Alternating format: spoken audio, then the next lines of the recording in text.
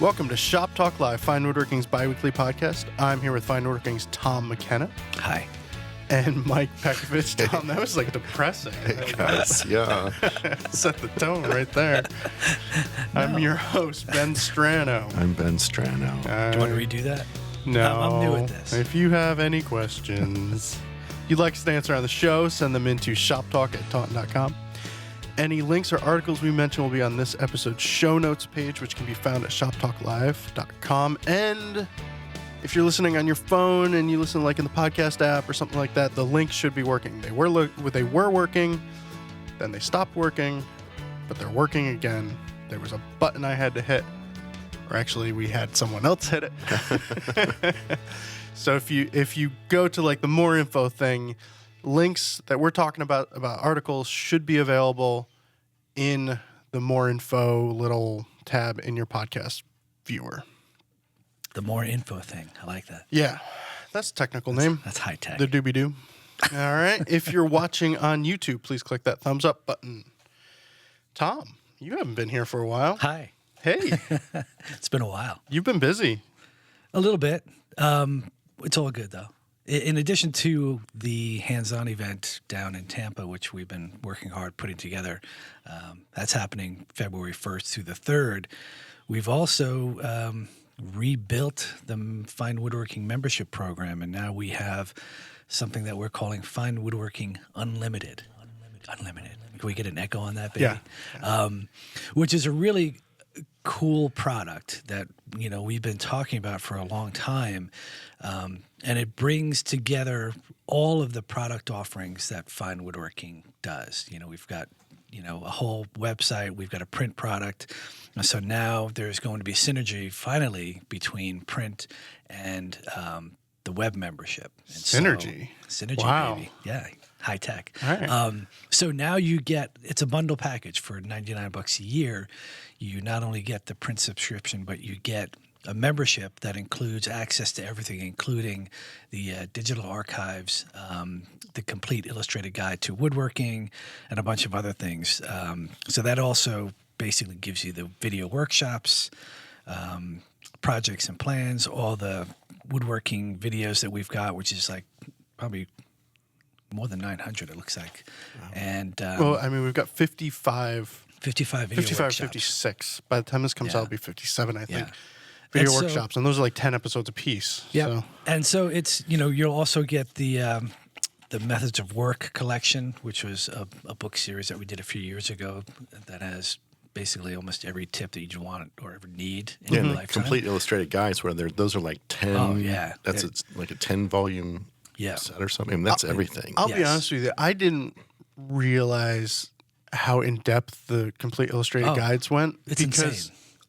And it wasn't until we the name should suggest that. It's full of keywords, Ben. But, when this got released, I was like, I should probably go see what this is. and I started clicking around the complete illustrated guides, and it was like, there's a book here on sharpening written by Thomas Lee Nielsen. Yeah. I didn't know that. Yeah. There's like a third sharpening book in the world I didn't know about. Yeah. It's a great collection. It's funny. I sort of forgot about it until last year when we were talking about with our consumer marketing department about product offerings that we had for the holidays and looking at digital products. And I thought, we've got this. Suddenly it occurred to me, we've got this digital or complete illustrated guide sitting on my bookcase. And I thought, wow, we're digitizing everything, but let's do that too. And so that sort of evolved into the membership program. Well, and they're not, there's Gary Rogowski's written. Lonnie Bird is one. I think he wrote one too. I think Jeff Jewett wrote one. Probably finishing. It's a substantial collection that I had honestly up until now ignored. It's complete. Yeah. And it's illustrated. And it will guide your way. So all that for $99. How can we afford to do this? Oh, it's easy. When has that ever stopped us before? We're going to lose money on this. This is amazing. Well, the good news is since we announced it last week, we've had more than 500 orders, which is That's pretty great. outstanding. So people are eager for this. It's something So that lunch is on you. no, that would Okay. be the other boss. All right. It's true, but people have been asking about these bundle type packages for a long time, and we do a great amount of audience research on the marketing side, but also on the editorial side, and so people were constantly asking about, hey, why isn't this part of the package? Why is my web membership not included with my print subscription? Yeah. Things like that. And so now it's all there. So you get a pretty good deal. And the good news is this is really just the beginning. Now I'm kind of thinking that this is the foundation and the framing of the house that we're building. And now we're going to start, putting the furniture and the accessories, things like that, because the membership experience is only going to get better. We have other ideas to include with the membership that will be a big benefit to the members. Yeah, I'm not gonna give them away right now, but it's like one of them. The thing that I really love, and this talks about how great Fine Woodworking Live is and things like that. One of the ideas was something that happened while we were at the eating breakfast with a bunch of random readers, and there was a conversation that started, and they were like, hey, you guys should do this. And I was like, yeah, and that's one of the things that we're going to roll out soon. I don't want to give it away yet. Yeah, we don't want to give it away because if we promise, we'll have to do it on time. Yeah, but it's hopefully going to clear up the confusion of, I'm a website member, why don't I have this, why don't I have that? That's exciting to me. It's exciting that the complete archive is available to online members now, which is just, or to unlimited members, I should say. Going back to, if you want to see what's on page 32 of issue 4, you can do it. Yeah. That's cool. That's not just like looking up articles in some sort of online index. There's like every, cover of every issue in order. You can click on whatever magazine and learn about wooden sunglass frames and pool cues and shop-made belt sanders from 1978. But you just get lost in those issues. I really mean, cool. One of my favorite things, I sometimes, when I'm actually doing work and looking for a specific article, I do get lost in kind of scrolling through the covers. As you get farther and farther back, it was like, wow, did we really put a nutcracker on the cover? Pool cues? They're nice things nutcrackers. like that. Oh, they were nice nutcrackers, for sure. But it's just fun to see, from my perspective, the product, how it's evolved over the years. But the other thing about Unlimited that we should make clear is if you have an existing membership to the website, you can renew at your current price. And it's sort of you won't get all of the benefits of Unlimited. You will get basically what you have now. So you can continue to pay that price. However, we will not be offering a basic membership like that in the future. So if you cancel, that excludes certain online stuff like the archives. If you cancel your basic membership and try to renew, you won't have that basic option anymore. Now, but you can also do the unlimited membership monthly. It's $9.99 a month, which is, that's Netflix. Right. That's and you could also still get just a print subscription if that's what you want. Yeah, but this unlimited is every. Oh yeah, it's the print everything. Subscription. So every other month you're gonna get the magazine, all the video workshops, everything. And we're working on building an exclusive member e-letter program for the members. So that's something else to look forward to. You'll get exclusive content or first heads up about events and things like that. So there are a lot of benefits for when it all breaks down. If you do the yearly membership, it's like $8.25 a month. Cool. So it's a lot. So in celebration of such things, what? And there's a little confusion in the YouTube world. You have to go to the finewoodworking.com show notes page and leave a comment on the show notes for this episode, 175. And if you do that, it'll enter you into a drawing to win a year of unlimited membership. Yeah. Cool. That's awesome. Hey, we had I forgot to send it to Ben. That's my bad. But we have a chart that kind of lays out all of the benefits of each level of what you are. Maybe we can post that to help readers kind of get their heads around. Let me ask you this question. I'll do that. And you may not know, so I apologize for asking this. So let's say I am like a subscribe to the web for, what is that?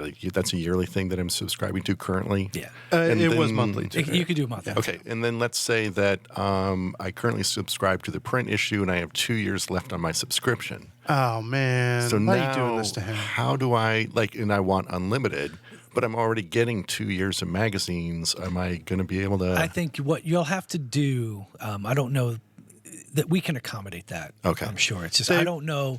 You'll have to call our customer service department, and they'll take care of you. You will get credited for the Yeah. money you have. Yeah, there's us. there's a math formula out there that Yeah. that our people are using. I'm not a math guy, but No.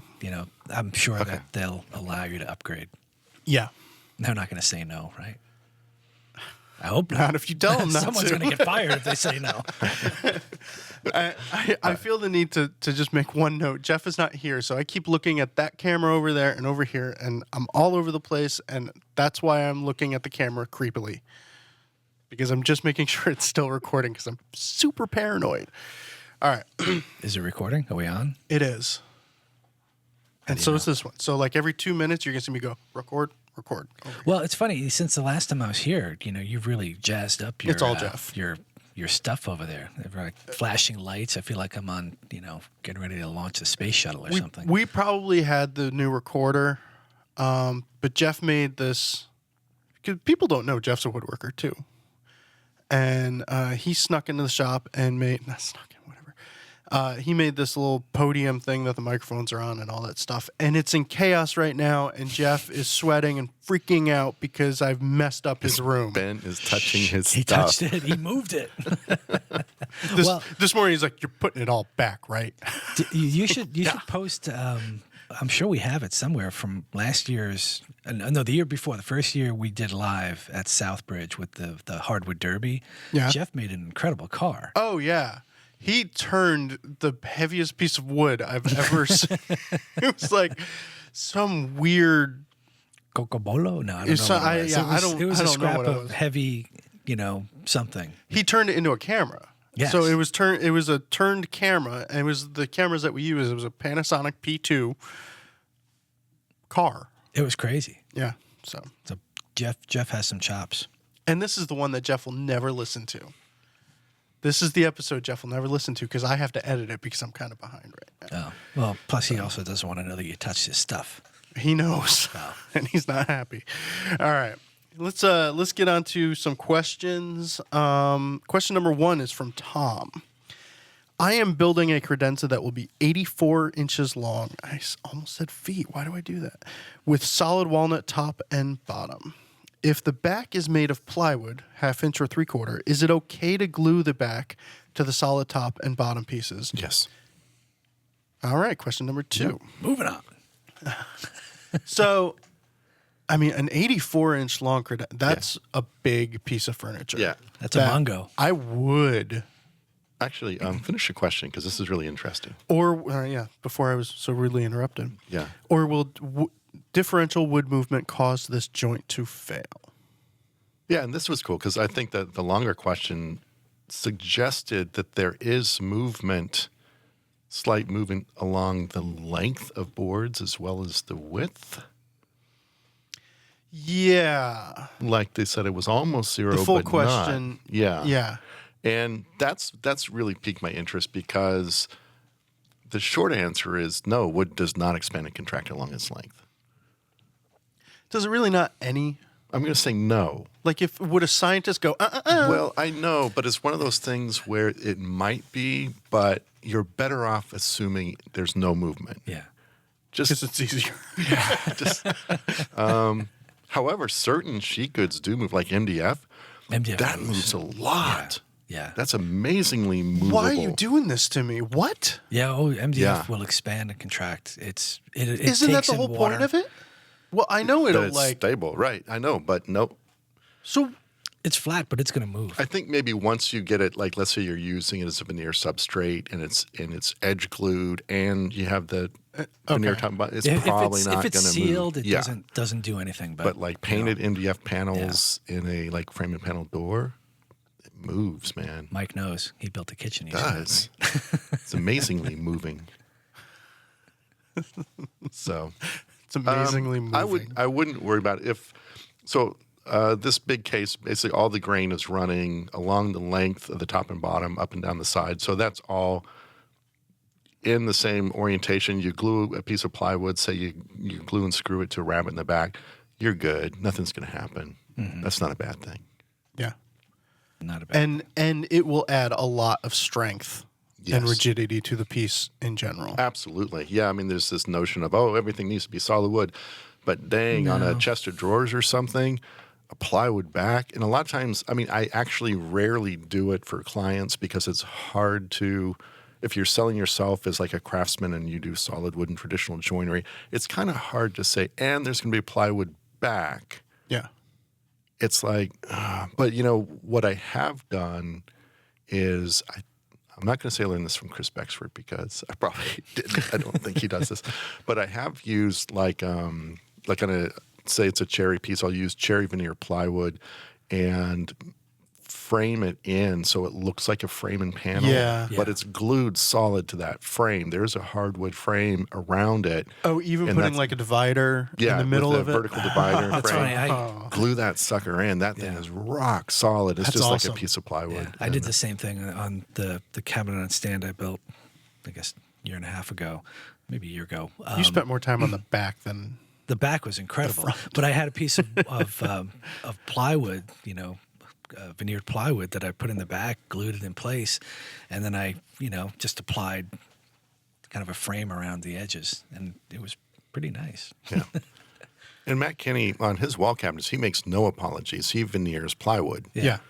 And because it's a really, really smart and stable way to go about doing it. Yeah. So, yeah.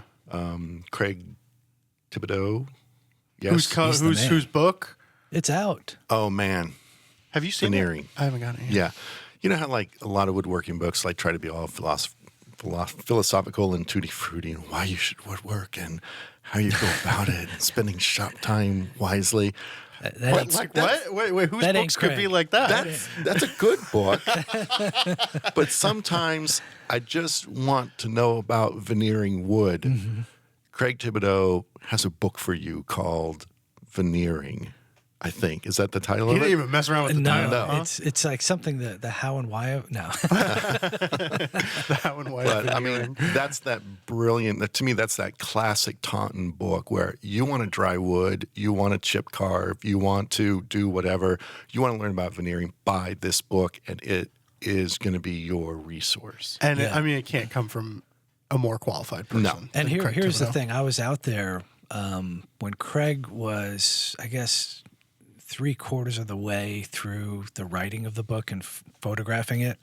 And he has in his neighborhood, within spitting distance, I guess, maybe not spitting distance, but driving distance, Patrick Edwards. Yeah. And so when Craig had a question about anything that was really, he felt may not have been in his wheelhouse, he went to the expert for the advice, about, glues and, traditional methods and things like that. So, anything Craig didn't know, he got the info straight from the horse's mouth, so to I mean, speak. so like, let's say 84% of the world's veneering knowledge is based out of that neighborhood in San Diego. But it was great, It was also, when he went to talk to Patrick about, it was just like one small detail. It wasn't like it was a whole chapter, but he had some questions, and he brought me over to Patrick Edwards' shop, and I tell you, it was just like amazing for me because it was the first time I'd seen Patrick's shop, and it's quite a place. It's kind of hard to describe. It looks like a house on a quiet residential street. You go inside, and the whole front room is filled up with probably a few $1 million worth of antiques, waiting to be fixed or Don't give his address. restored in some way. No. And then you go into the back, and it's like this big wood shop. It's pretty amazing. Cool. But anyway, so yeah, Craig's book is amazing. And he also, to Mike's point, he's a strictly business kind of guy when it comes to the woodworking. And so he's not fluffing anything. It's all down and dirty. It's precise. It's efficient. It works. Yeah. And so that's his philosophy. Well, Craig and I have been talking. We're going to have him on have him Skype in or something Cool. like that and do an Great. episode, a guest host episode soon. So, all right. We should go out there. Yeah, Put San Ben on the Diego. spot. Okay, fine. Yeah, just don't go at the end of May. It's the beginning of the June swoon. Gray May, June swoon. That's when I go. And it's always After- like 50 degrees and raining. Huh. Sucks. So, I mean- like Connecticut. Yeah. Yeah. Actually, when I was out there last year, Connecticut was warmer than San Diego. Huh. It rained the entire time I was there. Very sad. You taking notes? Yeah. I'm taking notes. To That's live what in I do. Connecticut and go to San Diego for a week and have the weather suck, because I that's know. probably the only week of the year that it sucked. Well, I go out there for the San Diego Woodworkers show. That's part of the reason I go. But so it's always at the same time of year, end of May. And the first time I went, I was like, yeah, it's San Diego. I'm psyched. I'm going to pack some shorts. You know, who needs a sweatshirt? Blah, blah, blah. I got out there and I was freezing. I actually had to buy a sweatshirt because I was so cold. I didn't pack a jacket or anything. I thought, hey, I'm going to be a California baby. And I was so miserable. So the next time I went out, I brought a sweatshirt. And but I didn't bring enough like long sleeve shirts or long pants. So the third time I went out, I was basically packing for like a fall trip to New England. Anyway, All right. Let's answer another question. This one's from Ron. What are your opinions on various panel clamps available? And he specifically asked about the dam stem clamps. Yeah. And are they worth buying? In most of your videos or articles, I see shop-made wooden cawls and lots of bar clamps, but I'm looking for a less stressful way since I struggle to keep things flat as I rush to get clamps on before the glue sets up. I've never used this particular style of clamp. I've used the wood, I think they're Wood River, the 4-way clamps.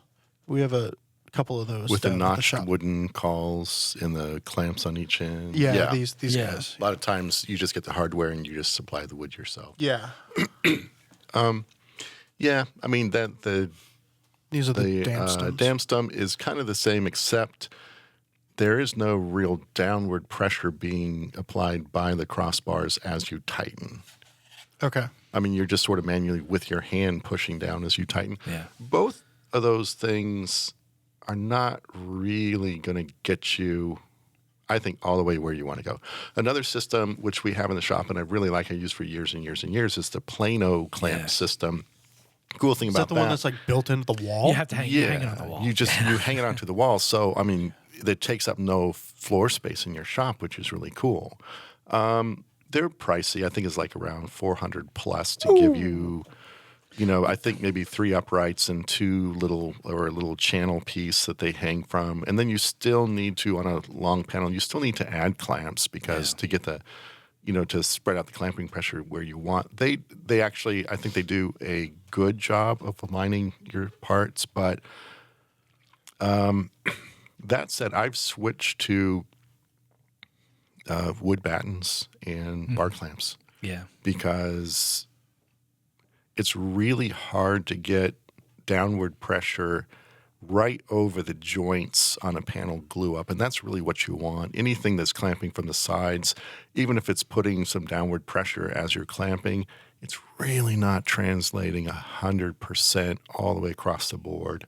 Right. So I think I used to do wooden cawls. I mean, a curved cawl made out of wood. Yeah. And as you clamp that down, it sort of flattens out and it puts a lot of pressure in the center, and that works. That works well. But a method I use that I think works even better than that, something I picked up from Bob Van Dyke at Connecticut Valley School of Woodworking.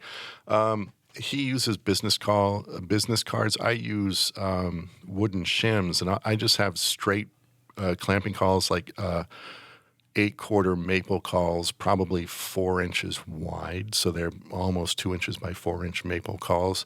And I'll tape wooden shims to the cawls right over the joints in the panel. And let's say, the center joint, I might use a pair of shims, and let's say it's 4 boards. So the outer 2 joints, I might use a single shim.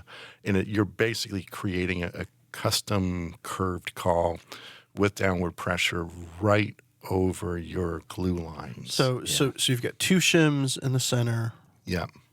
1 shim on the sides.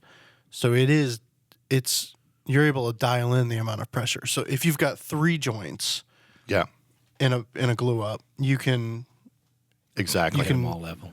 modify your number of shims for that. Yes. Bob, wasn't that in an article on the wedge? Was that It in may that have article? been, I think, yeah. I know I've seen it, the wedge trick. A lot of times, yeah, you can get opposing wedges in the center of a call. A lot of that, like if you're gluing up like a bookcase, maybe 12 inches deep, and you have some shallow clamps, which is hitting the front and the back, and it's hard to get the glue pressure all the way across. If you use a call and you can, throw some opposing, really thin wedges at the center, you can just basically apply some clamping pressure there. Here's a really, really good tip is that if you tighten your clamps across a joint first and then you try to tighten your cawls, the boards are not going to align. They're going to be stuck in whatever position they are when you tighten them. So tighten your cawls first because as tight as those cawls are, you can clamp across those joints and still get a lot of glue pressure across the joint. But if you clamp across the joints first, those cawls, it's really hard to get those boards aligned. Mm-hmm. It's funny. I used to really sweat, getting these panel glue ups perfectly flat. And I used to use that Plano in our shop.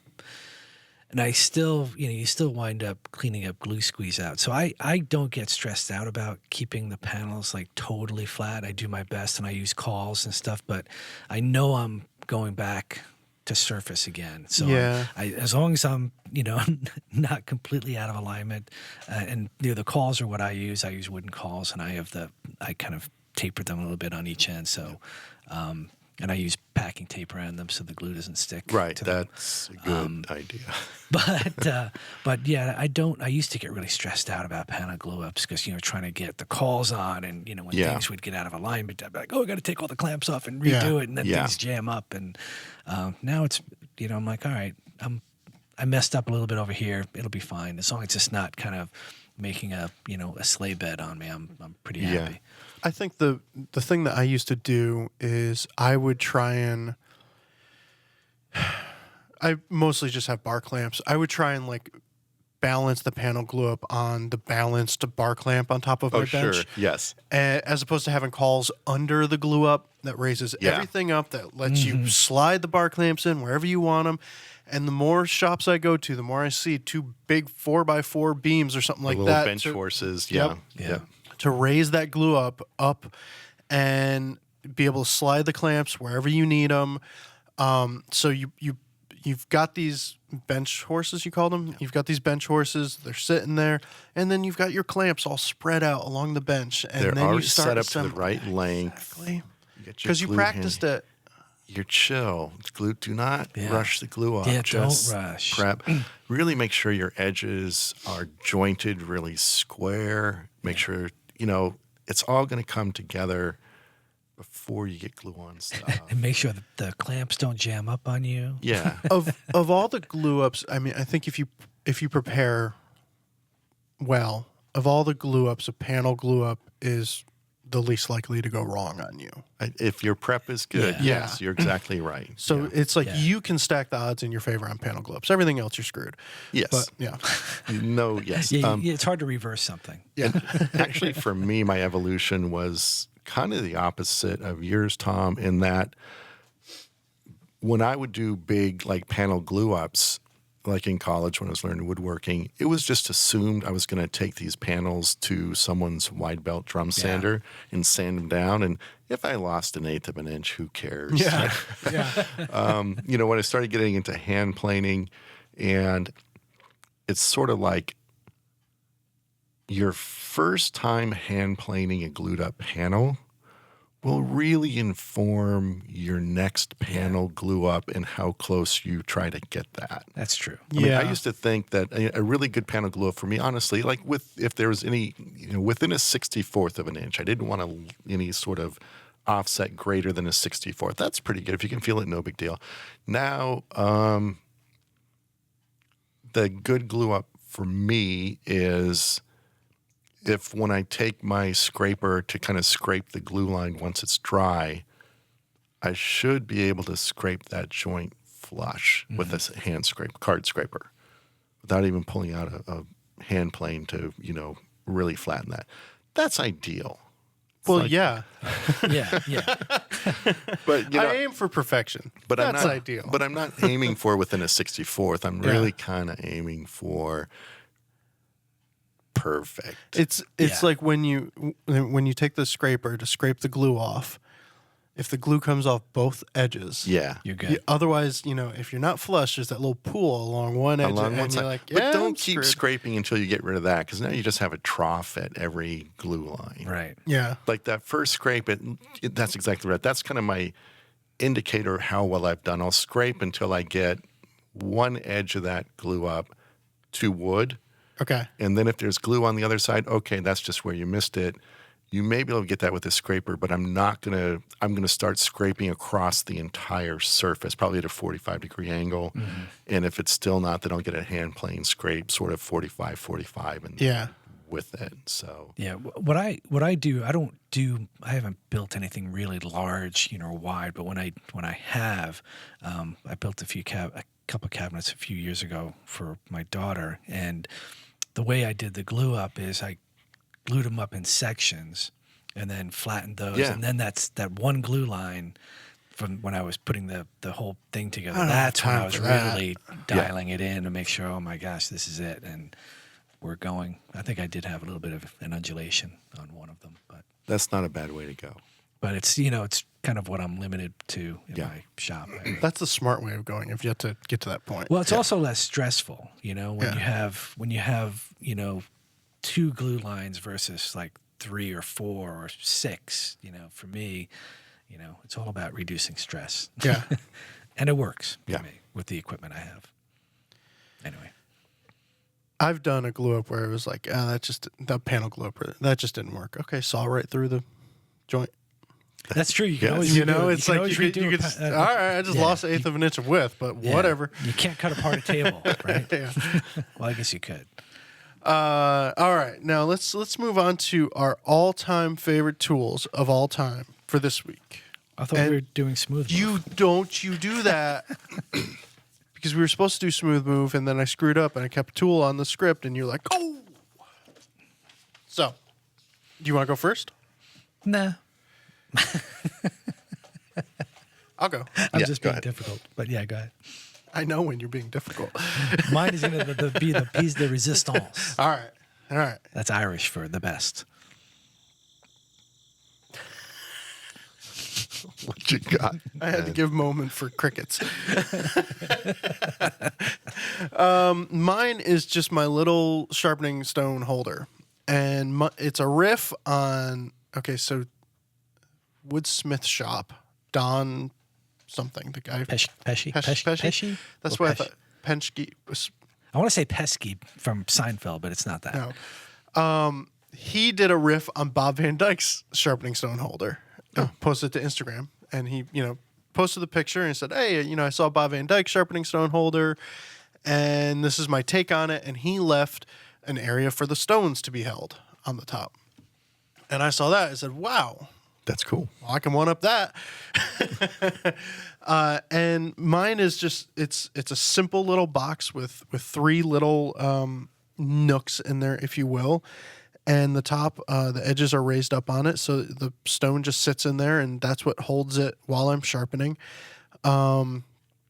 It just is one of those stupid little things I think I took one morning to make, and every time I use it, it makes me happy because all of my stones are right where they need to be. Everything is right there. Just get to sharpening. Yeah. And with the method I'm using, I don't have to flatten anything. I don't. It's all right there, all in one little box. So it just makes me happy. It's a box of happiness. It is. Cool. There's Yeah. the title of the episode, Ben's Box of Happiness. I don't think that's going to be the title of the episode. Subhead. All right, I'll give you that one. Although you're Those the are boss. really, really cool. I made something really similar to that I bought a set of what do you call this? The thickness gauges, little bars of different Oh yeah, thicknesses from Infinity. They're about the size of a piece of chewing gum in various thicknesses, of course, from like a 16 Feeler gauge. No. Setup gauges. setup blocks. Setup blocks. Oh, set Yeah. blocks. Okay, I was thinking. So it's just a handful of these little things, but they came in this massive plastic clamshell case, foam cut out with like yards of foam, and you like pull down this massive briefcase. It looks like you have like the nuclear command codes like inside of it, just for this little setup block. So I made a similar thing to what you have. In the overall dimension to hold every single block, it's maybe like an inch wide by 5 inches long by 4 inches high. Yeah. And just like zip, zip, zip. They'd all just fit in there perfectly. And like, that's the coolest thing. I pull that out, and I like the setup blocks, but I like pulling them out of my little case and putting them back into place as much as anything else. So I get that. That's really cool. It's much better. Sounds much more appealing than my Tupperware case. For your stones. For my stones. Yeah, but water stones, that's a, I mean, unless you've got the Norton tackle box thing, which is awesome. Chris Gochner liked that. He uses it. And you have one. Yes. Yes, I travel with that. They're like, awesome. Like suspends your stones in the water. fishing It's like a tackle box. Ferris wheel for come on. stones. Yeah. You know? That thing Or a water wheel. is awesome. Yeah. I made a little case for my Shaptons when I had them. And You got rid of them? I did. I I sold wanted them, dude. I tried to sell them to you like every day for Thanks. 3 weeks. Thanks for thinking of me. It was always like, so did Tom buy those Shaptons from you yet? No, not yet. We'll eat one of these days. Waiting. Speaking of Tupperware, I was making tacos the other night, which I want to do. And, you know, if you have 3 tacos, which is the magic number for a first serving of tacos, and you try to put them on for the the plate, first serving part. you know, it's hard to keep them upright. And yes, you can make taco stands. We have not run in those in our magazine for some reason, but we need to. We should. But I had a small Tupperware. It was maybe only 2 inches high. It was maybe 6 inches long and only about 4 inches, 3 or 4 inches wide. So it was a long, rectangular, shallow Tupperware. Perfect size for 3 taco shells to hold them vertical. No mess, no spill. It was excellent. It's funny, every time I go to a restaurant, and, you know, we have a great Mexican restaurant in our town, and someone always orders tacos, right? Yes. And they always bring it out in a fancy little rack where it's upright and pretty, and I'm like, why don't I have that at home? We eat tacos all the time. Like the kids, well, my son's at college, but it's still one of my daughter's favorite things, like tacos. What do we want for dinner? Tacos. Yes. So, yeah, maybe we should do a wood taco holder. And not just for Bent laminated. We'll have Michael Fortune design it. well, Wouldn't that be wild? the taco We could do a shells- roundup of contributing editors doing different doing taco stands. Like the tea They box. would love tea box. that. They'd be so They excited. actually would. I don't know. I bet they would. That'd be awesome. One way of finding out. Raleigh will have a heater or something on his, you know, or some sort of and motorized his contraption. would be made out of chicken feet that are holding the taco shells. Mike, is that your all-time favorite tool of all time for this week? It will be next time. Okay. My all-time favorite tool of all time for the week is actually not exactly a tool. It's a person. Not that the person is a tool. in no means whatsoever. But my favorite person of all time for this week is Your wife. Fine Woodworking editor Barry Dima. Because after the last episode, when I was complaining that I didn't have a pair of dividers, he gave me an extra pair of dividers that he had. And they're awesome. So thank you, Hey, Sup. Barry. So dividers are my favorite tool of all time for the week. And since Barry gave them to me, Barry is my all-time favorite tool of the week. Can't you, argue Barry. with that. Divider. Wow. I don't know how you didn't have dividers. I don't either. Because it's like, dang, where are my dividers? And Yeah. now I have them. Yeah. Yeah. I've got.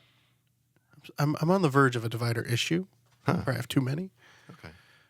Give it to Mike, then you could be a tool of the week. I'm no Barry Dima. This is true. Dima almost sounds like a tool. The Dima tool. I mean, Dima sounds like a ska band. Ska band.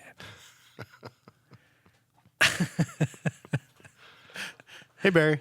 Hey, Barry. How you doing? All right. Barry's out in Utah right now. Yeah. Chris Cockner. He might be driving down Yeah, to I think Vegas. he's Oh, and then he's driving to he's Vegas. probably in Moab right about now, getting a suntan with the top down, Living the dream. doing his best Hunter Thompson impression. I hope not. Yeah, let's hope not. Barry, if you're listening, if you get arrested, you're fired. So that's how. Next, do we have another question? No. What's your favorite Oh, tool, I have a Tom? tool. Well, Oh my gosh, I almost forgot. Well, Oh, you brought it. oh, I have it. All right. So those of you who are listening can't see what I have, but I have no little hammers in my shop, and every time I go to put a little brad or something in, Yeah. I'm always like grabbing either a framing hammer, which is 27 ounces, which is overkill, or just one of those little house hammers. And so I've been looking at buying one, and I always forget.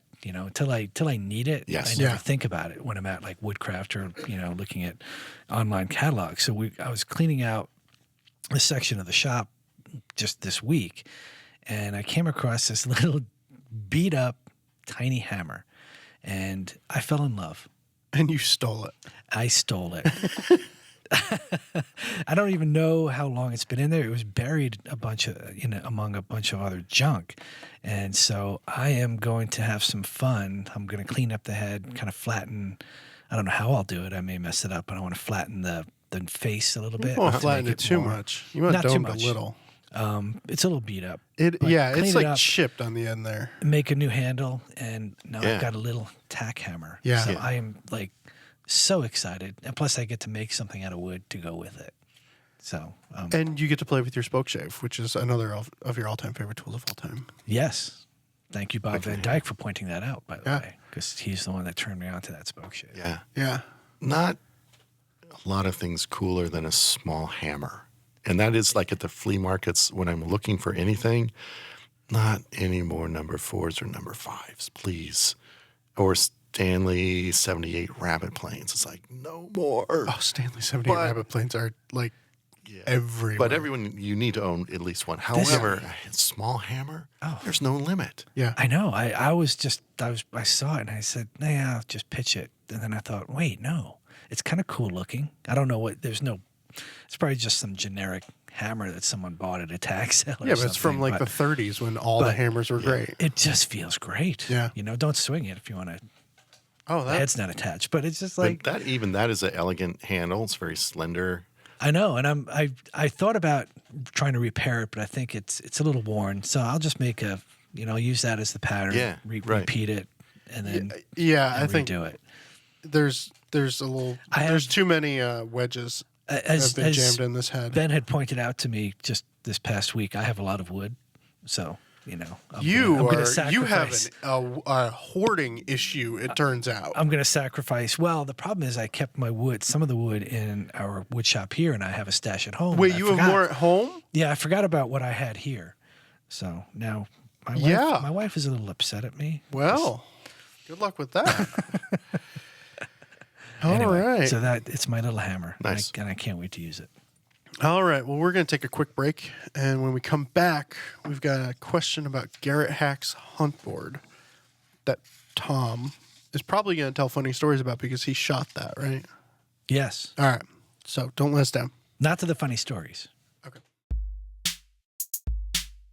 Hi, I'm Tom McLaughlin, host of Rough Cut with Fine Woodworking, sponsored in part by Felder Group.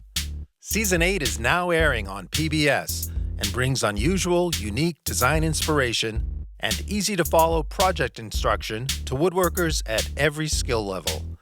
Check your local listings or visit finewoodworking.tv to watch right now.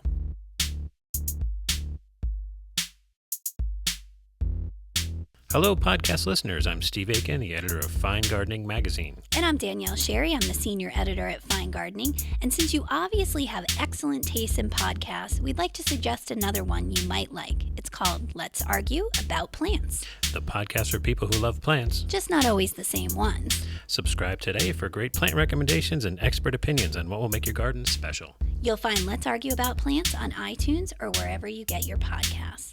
See, we went for almost a minute without arguing.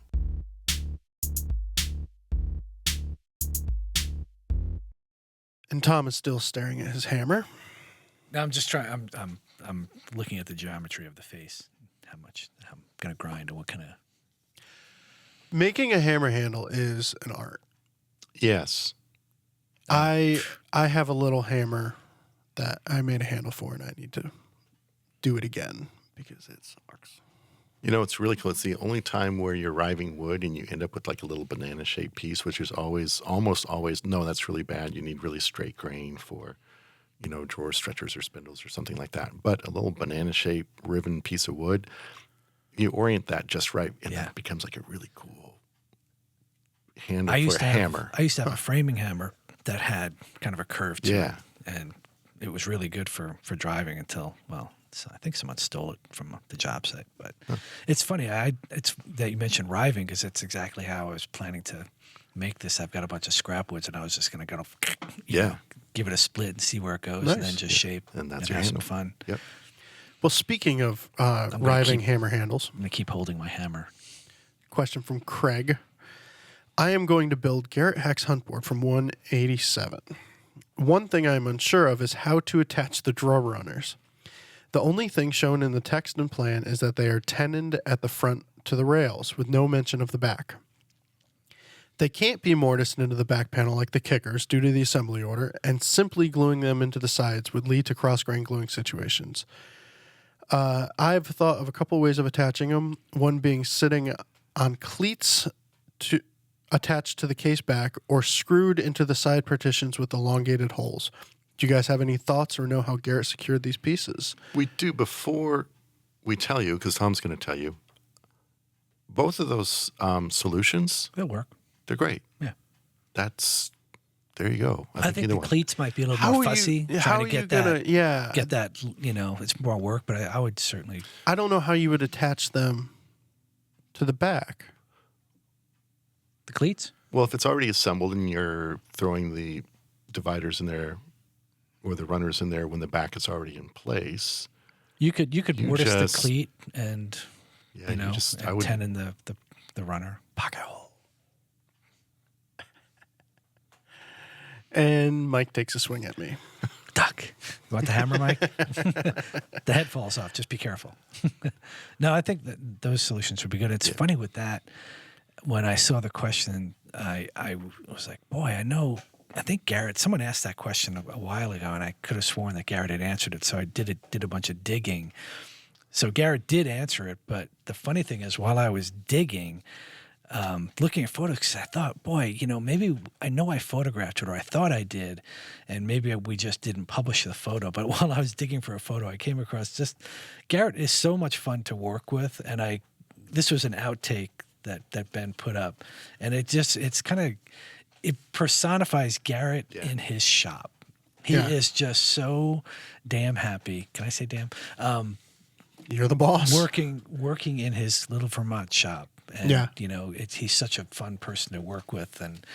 But he was just so happy building this piece, and it's a beautiful piece. But getting to the root of the question, Garrett did answer a similar question in the following issue, in issue number 188.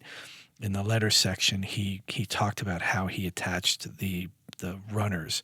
And basically, he glues them in at the front and then screws them to the partitions. With elongated holes? I don't think he said elongated. I think he only screws at the front. Sorry, I've got to get my peepers on. There's like one screw at the center. In the drawing. Yeah, so let me read what he says. I've allowed for the middle movement of the corners from the sliding dovetail. So basically, it is. He screws it at the front and screws and glues it at the front, and the screw. It's hard to see in the original plan, but it's there if you kind of zoom in. But he glues it right to the partitions at the front.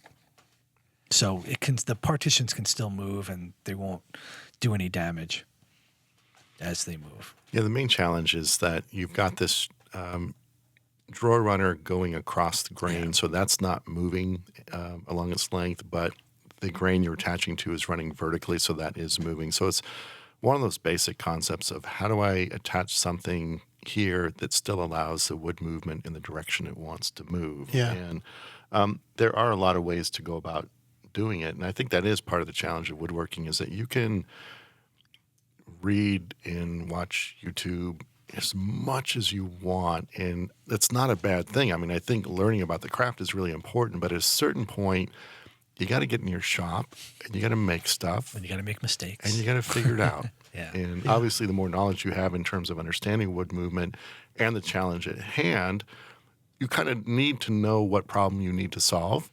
But then how you solve it, that's kind of the fun part. Mm-hmm. And I know for me, as I'm building, it's just like, oh, I guess I'll do it like that. And because I happen to take pictures of it and it may end up in an article, all of a sudden that becomes the way to do it. Nah, I just kind of, that's what made sense at that time. That was the out sometimes. Yes. You know, Which doesn't mean it's a bad solution, but it's certainly not the only one. And it doesn't mean that you have to do it in the way that Garrett did it or Chris Bexford did it. As long as you understand what you're trying to solve, just go for it. And this might be heresy, but if I were building the hunt board using this similar design, I might be inclined to put plywood as the partitions. There you go. And you just boom right to it. Then you can screw it. Aghast. And Garrett is probably getting ready to drive down from Vermont to slap me. Maybe we can do a podcast, at least now. So, yeah, I think that's a good point that Mike raises. You don't have to do it this way. Sometimes you're limited in what we show based on the gear that you have. Yeah. The tools exactly. or the knowledge of hand, whatever level of woodworking you're at. When I made my side table, I didn't think of how I was going to mount the drawers until I was ready to mount the drawers. Oh, yeah. I mean, I had everything glued up. I mean, the drawer pockets in the front, everything. And it was like, all of a sudden, I think Tetro tried to warn me. That was one of those like, so how are you going to do this? I was like, I don't know. We'll figure it out. And he was like, oh, and like, John's I'm going to let him walk into this wall. Yes. And I learned. Yes. Yeah. But there's something. I mean, it's both a horrifying feeling, but it's also a challenge when you've got something glued up and you realize you forgot something. It's like, oh, and I can burn the piece, I guess, but I don't want to start over. Now I've got to really kind of figure it out. It turned into a thing I was really proud of, where I made like these wooden L brackets, if you will, and I didn't have cross grain issues, so I was able to just glue them along the apron. to the sides. And I flipped the thing over, and I stuck the drawers in, and I got them perfectly lined up. I might have even taped them in place. There you go. Stuck the runners in there, and taped them in place. And I think I used some brad nails or something here and there, but the drawers function perfectly. Unfortunately, my son's incapable of closing them all at the same time. That doesn't change. Okay. But it's one of those things that now it's like, wow, I really backed myself into a corner, but I figured it out. And that's just as much of a prideful act. Okay. Here's an empirical question for you. What? As woodworkers, we love fixing problems and mistakes and covering them up so that no one notices. Why do we tell people about them? It's my living. I think because overcoming, it's not like here's a mistake. No, I mean in terms of like when someone is looking at your furniture, like not a woodworker, like a family member or a friend or whatever. Oh, that's really pretty. Yeah, but I really messed up. You can't see that. Because that's all you it's can just so see. funny. I do that so many times. Like, yeah, it's not that great because I screwed that up, but I tried to hide it as best I could. And then they're like, yeah, all right. But yeah, really, why?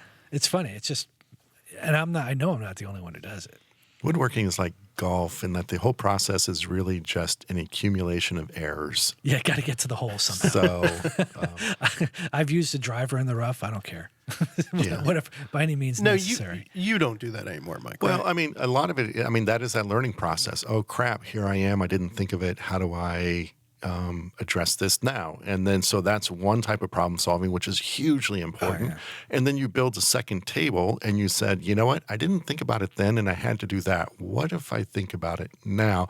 And that's that second level of learning. I'm designing a sideboard right now, sort of similar to Garrett's, where it's got it's a fairly long piece. It's got a vertical divider. There's a sliding door on one side. There's drawers on the other. So I have drawer partitions. I have vertical dividers. I have side frame and panels. And it's just like, how's it going to come together? What's the wood movement doing? And basically all my entire design process right now is that as this holistic approach. What is this beast? What is this animal? How's it going to come together? Even to the point of order of operation. Okay, this is what it is. And what do I have to do first and second and third?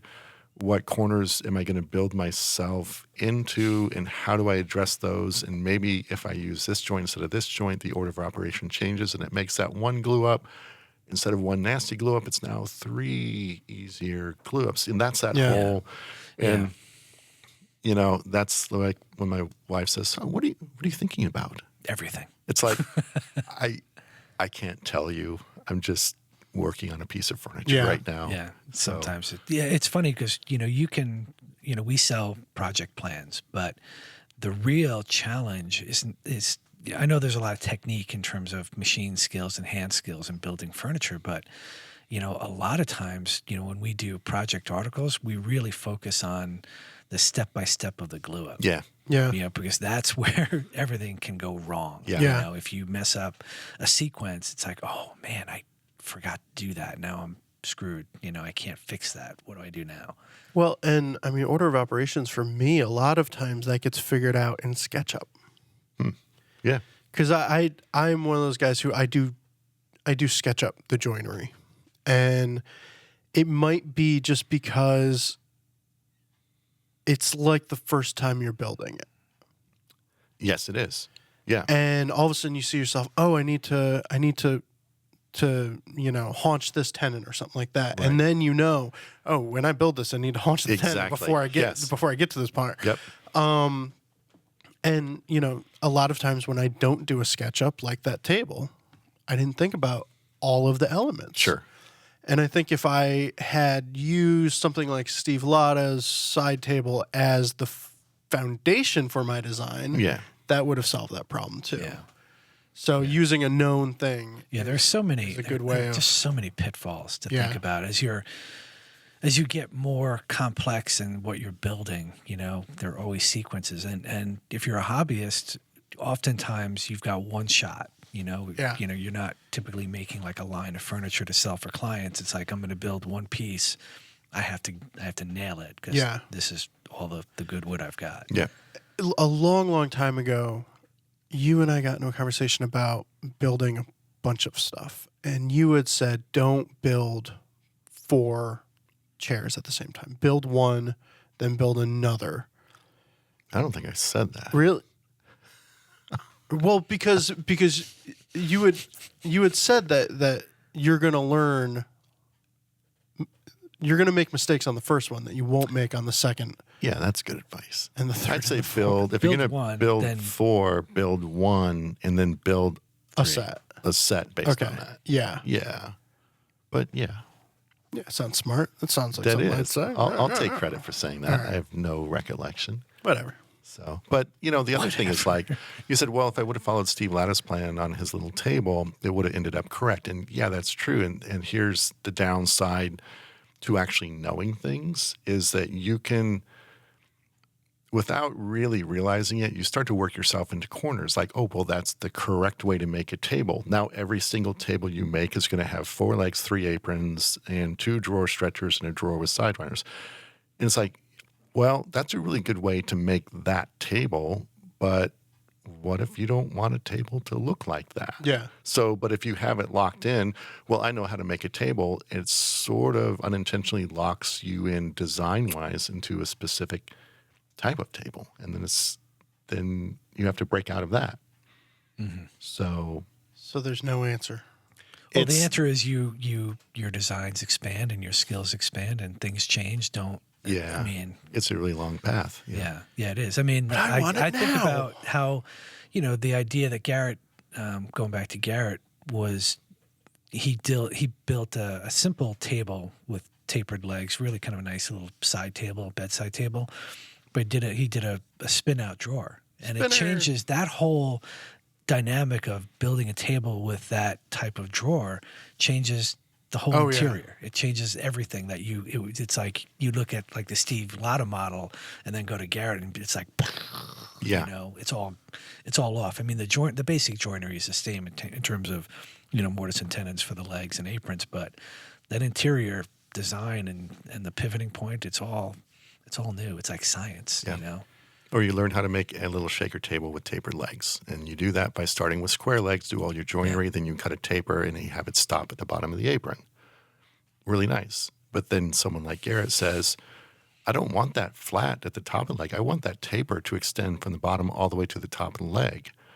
Ooh. And then that just opens up this huge can of worms to do a really subtly different thing, requires a completely different method of going about building it. Yeah. And that's awesome. Yeah, angles change everything. I on the cabinet on stand that I made, I had never, did any kind of joinery on an angled surface, and that's where the stretchers were. And so it was a similar thing where it was a struggle, just kind of trying to get that fit perfect every time. And I kind of went through not a lot of wood, but I made a lot of mistakes. A lot of cursing. I'm not necessarily a jig person, so I was just trying to, figure it out and kind of hack away at it until I got it right, and eventually I did. But it's a challenge. Yeah. Right on. Well, let's hit some reader comments or listener comments. We had last episode we had Bob Van Dyke on, and wow. People like Bob. Who doesn't like Bob?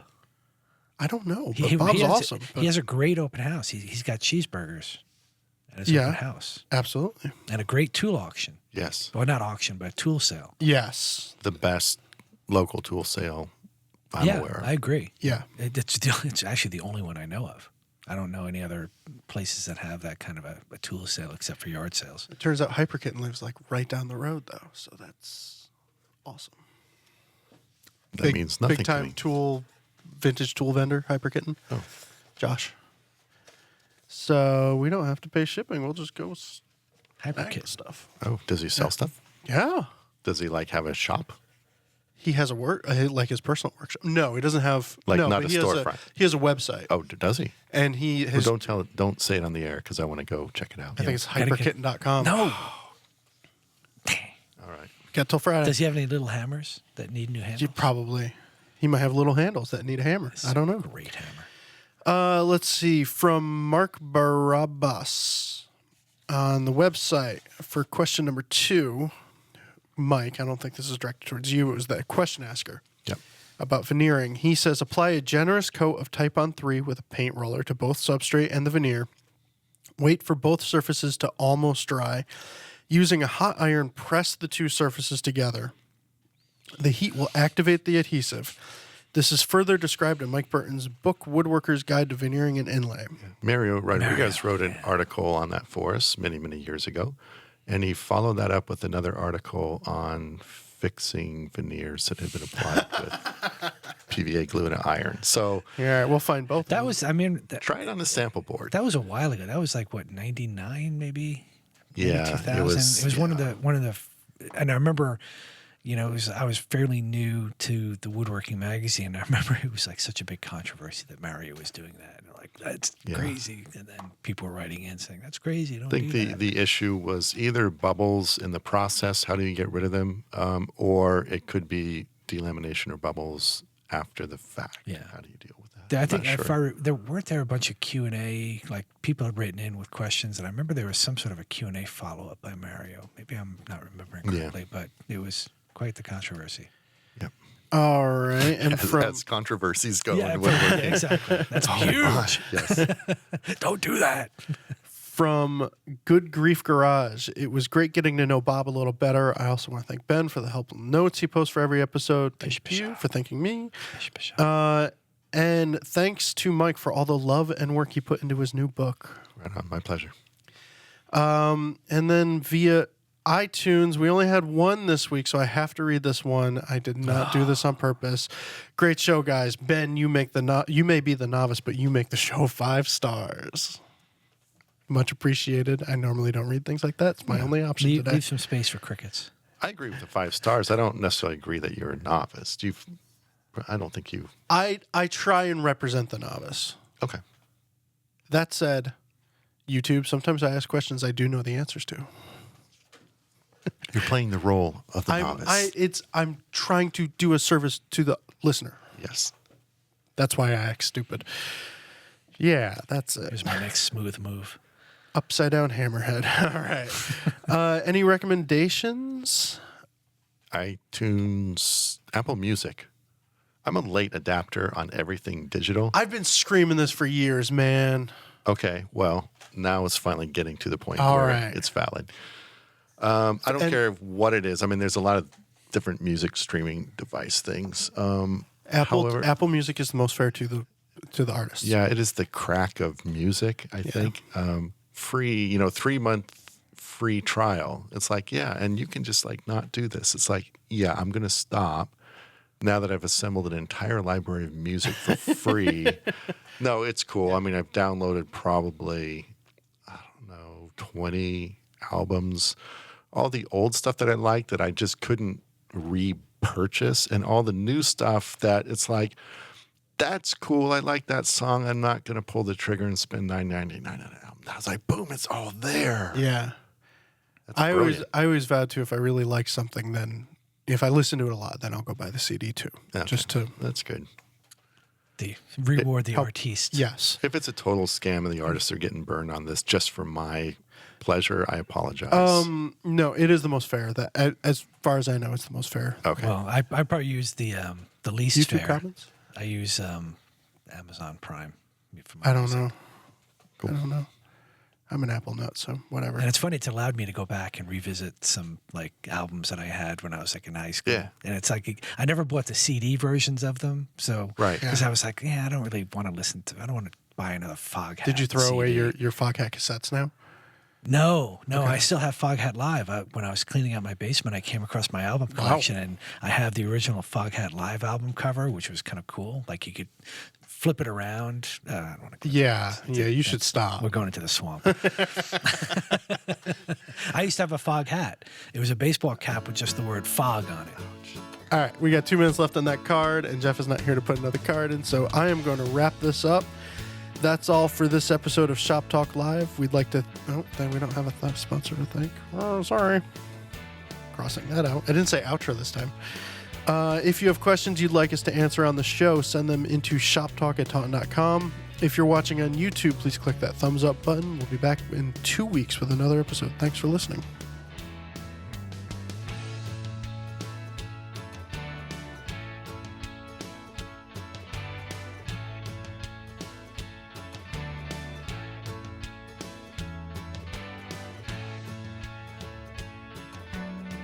Cool. So like Sonic Youth, Replacements, Husker Du, all the Pixies, Smashing Pumpkins, all these pre-digital bands, which is like, I'm not paying for it. I forgot how rocking the Pixies were. Yes. They were one of the downloads I had recently, and I was like, oh my God, I forgot how awesome these guys were.